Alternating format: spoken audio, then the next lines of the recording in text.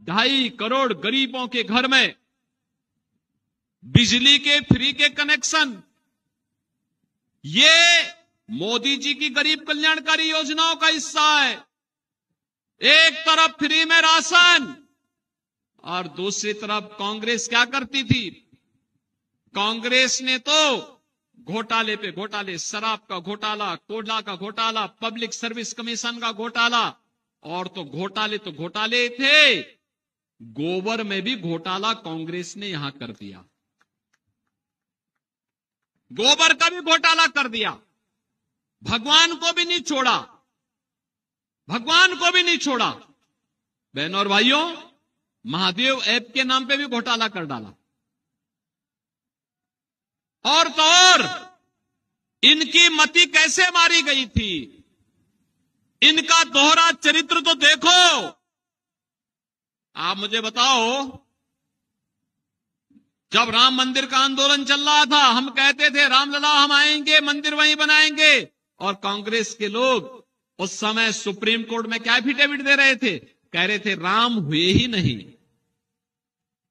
और जब अयोध्या में मोदी जी के प्रयास से रामलला फिर से विराजमान हो गए, अब कांग्रेस के लोग कहते राम तो सबके हैं।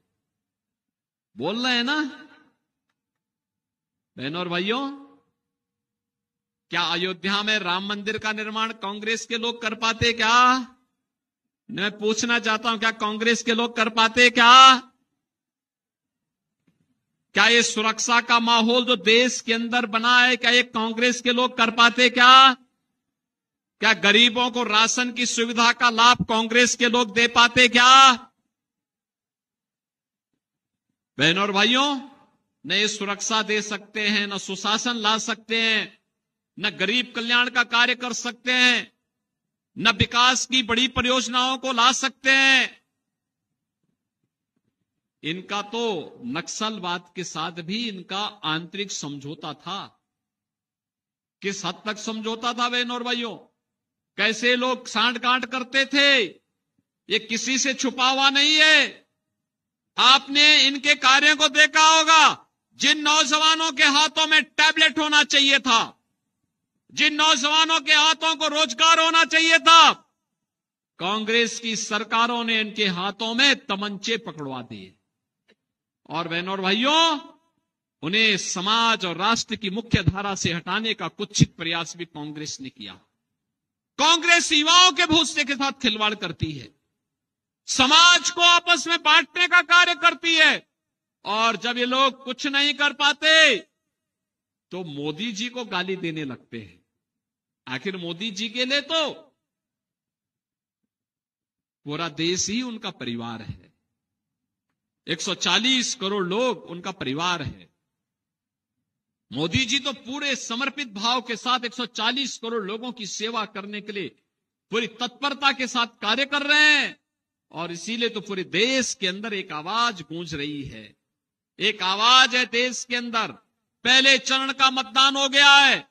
102 लोकसभा सीटों पर जो चुनाव हुए हैं, बहनों और भाइयों, 102 लोकसभा सीट पर एक ही आवाज है, और वह आवाज है फिर एक बार, फिर एक बार, फिर एक बार, और अब की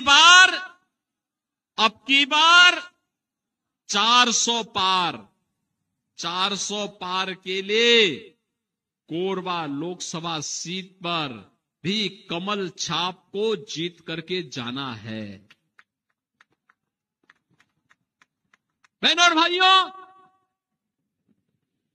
इसीलिए भारतीय जनता पार्टी ने एक तेज तर्रार, सुशिक्षित राष्ट्रीय नेता को कोरबा में अपना भारतीय जनता पार्टी का प्रत्याशी बना करके जनता की सेवा के लिए आपके बीच में उतारा है।